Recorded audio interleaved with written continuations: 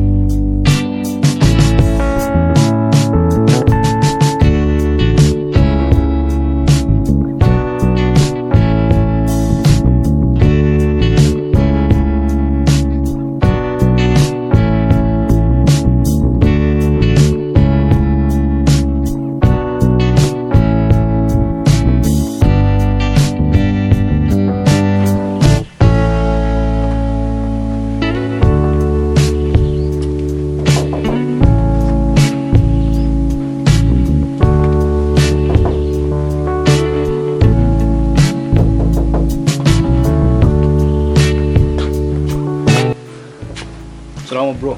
Salama bro. Amakuru ni meza. Ko tugendere se. Nje hano nanje kureba sister wawe. Mwabivuganye se? Twabivuganye nambye ati nze hano wanyu murebe tuvugane.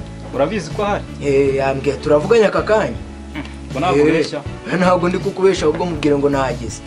Kugira ngo umubone ifite icyo bisaba. Urabanza ngure nyine nk'akantu kugira ngo nanjye mugure. Ibyo akantu ndakagura ntugire ikibazo. Urakagura?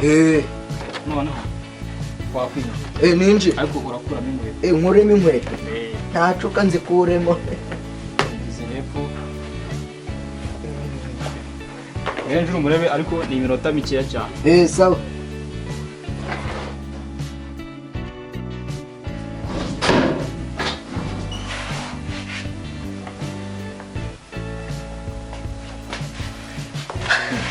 Sisheri kurukuza guco nta no kunsuhuza ngo namobe.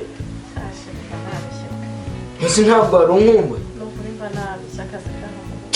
Naciye kure none si wavuga ngo he kugira nze ngutegereze nzi wanyu zikogara Freo yarari kunesha umutwe ambwira ati ngo ibiki n'ibiki ngo uje kurebana. None si gahunda reka ndazikoneye ngo dukomeye. Gahunda twavuganye aracyayiho. Nta kibazo ndayivuga no kuri kandi wakoze. Naje ndi tayari. None ubwumbwira ubwo nanje ndi kwihuta ubwo mbere mbijyavuze mbigende. Nta kibazo hano urabona ko hano bashobora kuza bakatugwaho. Ariko nyine wa musaza wanjye yarahanze. Kandi yagiye nta nubwo ahari. Aho urenda ntaho batubona. Tugende rero tugende. Yandushe.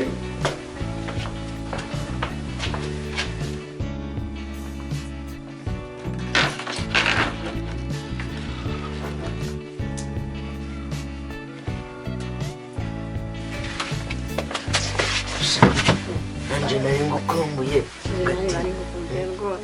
uvuga ngo ukuntu wabinyemerera bati nanje kanzi uyu munsi urakuwe mu ntugire cyane nanje ngurire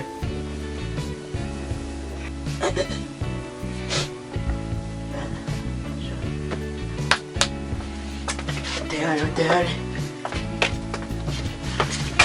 ma jino wanje Muzi ko mwumvise rero